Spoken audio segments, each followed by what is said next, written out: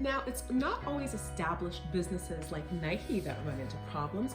You can have new businesses that are trying to generate business and still run into problems of cultural appropriation. And that's not something a new business wants to do, because it actually can be bad for business. Now, I'm thinking about a business that I recently saw that ran into issues around cultural appropriation. And this is interesting because this is a nutrition store called Ripe Nutrition, and they had entered into a partnership also with a newer business that's an athletic business called Permission. Apparently, as a result of the claims of cultural appropriation, Permission discontinued its relationship with Ripe Nutrition. So this actually had consequences for Ripe Nutrition, and Ripe Nutrition came out to apologize.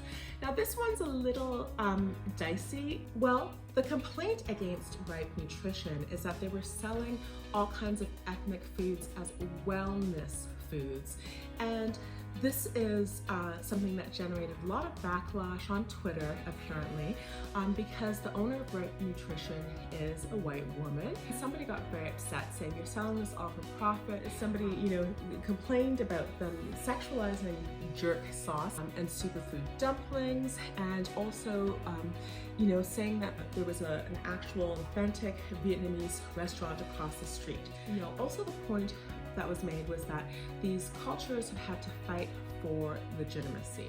Now, it's a really interesting question, because I would say it doesn't matter so much that there's a restaurant across the street, but really, was there attribution? So how would the owner of Ripe Nutrition possibly have avoided some of this controversy?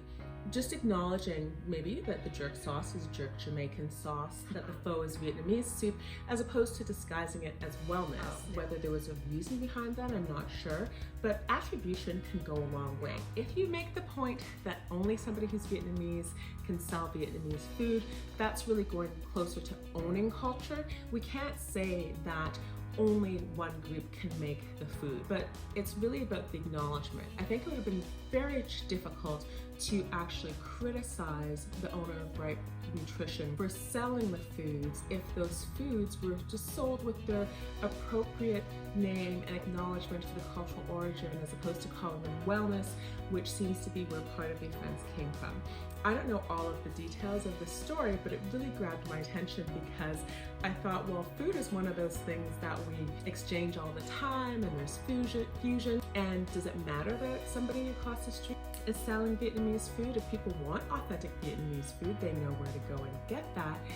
Now, my opinion, my view on this may not be popular, but it is important to have cultural exchange so that culture doesn't become static. Ultimately, it comes down to whether or not, in my view, you are being respectful in what you're doing with those cultural items, and whether you're acknowledging those other people, the culture that you are basically sharing, that you're using and sharing. Is it being done in a respectful way? Not that we don't share culture, just let us do it respectfully.